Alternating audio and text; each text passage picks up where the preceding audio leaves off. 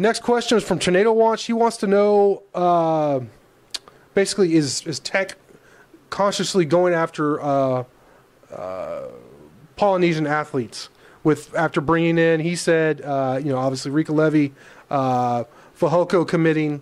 He mentioned Male, Matake. I always butcher this. Matake Male, the Tyler JUCO guy, that defensive tackle that Tech offered, who has since committed to Oklahoma State. But there are some other guys. Leo Lafayette from Riverside. He's the 4-star JUCO commit from the 2015 class. Obviously, VJ Fehoko transferring in. Fred Ulu Perry, another Hawaiian center guard for Tech, who they're really going after. And I interviewed Drew Samesi last week about an offer he got at the All-Poly camp, which several Tech coaches were at, including Coach Darren Chiaverini and offensive line coach Lee Hayes. So, yes, I think they're looking for help anywhere they can get it.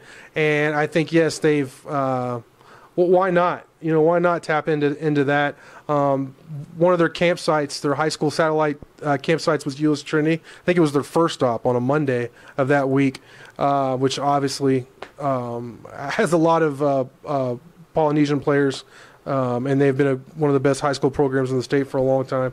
So I think you're going to see more of that, and I think that's a good idea. Next question, Joe. It's another basketball question from Motor City Titans fan. This one's from Motor City Titans fan. He wants to know, do you think NBA GMs should stay away from Joel Embiid because of his injury problems? Well, what's your take on? We both saw him once live. I know I was impressed with he was bigger than I thought he was going to be. He was more skilled and more imposing than I thought he was going to be. But with his injury problems, what do you think, Joe? Yeah, I think he asked if I was a GM, would I make him a lottery pick? Yeah. If I had a lottery pick. I think there's two things kind of working against that. First off, people are comparing him to Hakeem Olajuwon. No, come on. Yeah, I've seen that. And now, yeah, he may have that ability to be something extremely special like that. He's quick. Not like the dream. He's quick. He's big, he's strong, he's got a feel for the game. We can all see that. He has the potential to be very, very good. Yeah. But the difference, at the very least, between Embiid and Olajuwon is that Olajuwon absolutely did it for 2 straight years at the collegiate level. There was no doubt whatsoever that guy was a superstar, and he was going to be at the superstar at the next level as well. With Embiid, what have we seen? One injury-plagued season. Yeah.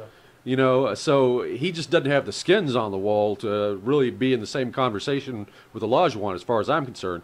Then you throw in the fact of those injuries, the back, and I think the foot was a stress fracture there. As a lottery pick, I'm a cautious guy, and if I was a GM, I would stay away from that. Mid to late first round maybe, but lottery pick, no way. Yeah, and even when you look at the style of the NBA, the dominant big guys, that's not really who's winning titles anymore. It's not, yes, like the Spurs have Tim Duncan, but they're really, even their style is more guard oriented. You look at the Heat, you can go on and on. It's not the throw the ball down and then get a double team and kick it out to an open man. It's pick and roll basketball is what's winning in the NBA now. And as far as the Olajuwon thing, no way. He's not even close in talent. The dream was fantastic, one of the best ever. And I like Embiid. I think he's really good. He really impressed me, but come on. The dream? Another question from Motor City Titans fan. This is a Tech recruiting, basketball recruiting question.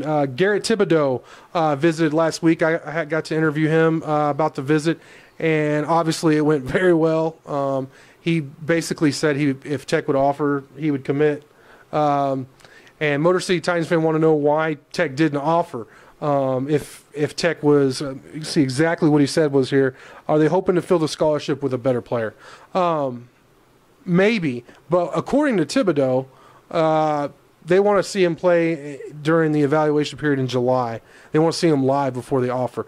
Now, that may just be a stall tactic to see where they are. I don't know. Honestly, don't know. I haven't talked with anybody with the staff about that. But he's a skilled player. He has good size. He's not as athletic as some of the gazelles they brought in with the 2014 class. There was a really athletic class, but he brings some skill. He has great handle from the couple of highlights I saw, a couple of videos I saw. Good touch both inside and out. So I think he could really add something, and I would definitely keep an eye on him and look for Tech possibly to offer him in July. Okay, here's a good one. Another one from Tornado Watch, football schedule question. All right, looking at the schedule, Joe, which game gives you the most concern and why? For instance, potential trap game, is it the personnel matchup, location, history, or just which game are you worried about the most on the 2014 schedule? Well, I mean, looking at history for at least like maybe the last 3 years or so, Tech has played exceptionally well in the first half of the season. And then, I mean, there's no nice way of putting it, basically collapsed down the stretch. Now, maybe that won't happen this year, but I mean, you got to take that into consideration. And if you do, and then look at the fact that you've got like Texas and Oklahoma and I forget who else in the back half, but it's really, really tough. Yeah, Texas and then a bye, and then you host Texas, bye, host Oklahoma, and then at Iowa State, and then they close out with Baylor in Arlington. Right.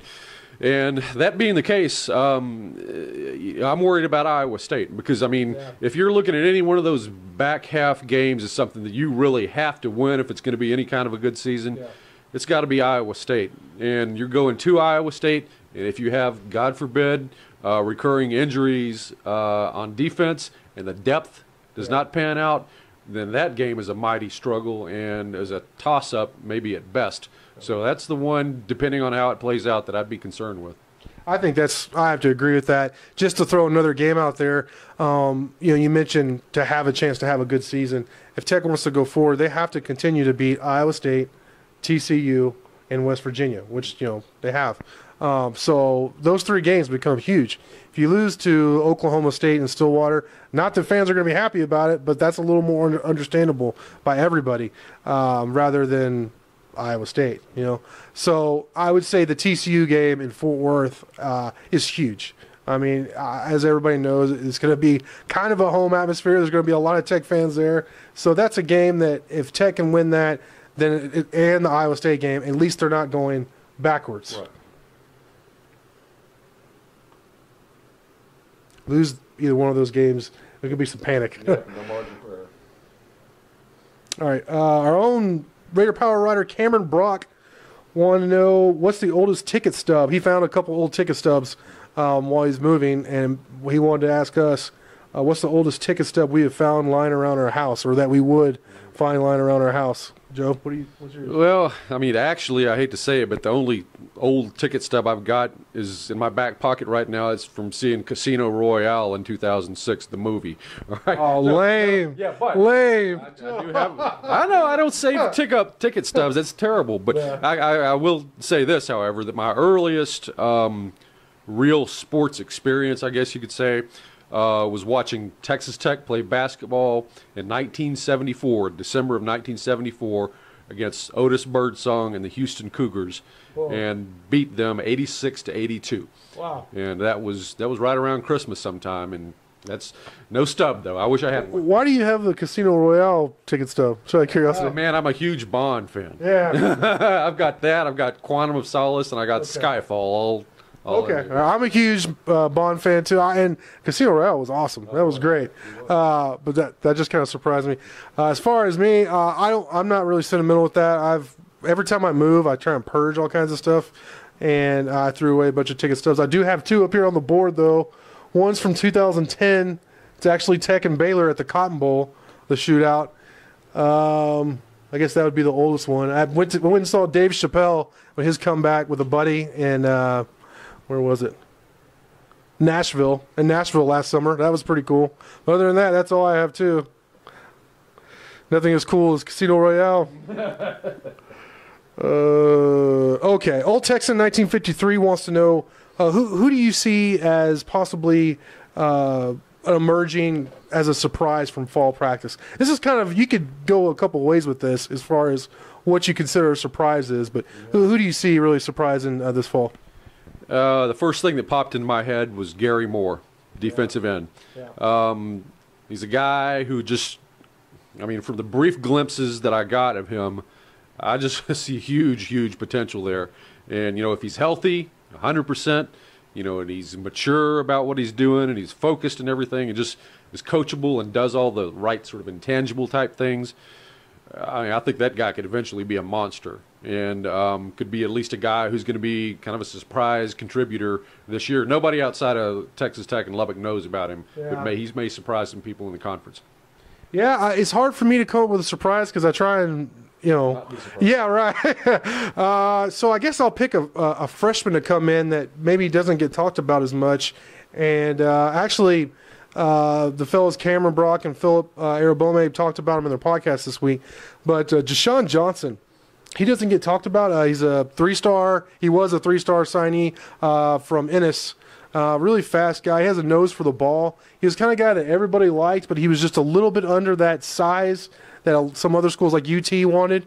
I think he could really surprise some people. He was an all-state kick returner as a junior, so I think he could help out both in coverage and as a returner, and with depth later in the season when if it gets thin, hopefully not, but if it does, he could be a guy who could develop, and you could hear some really good things, I think, already at a fall camp from him. Hope we're both right.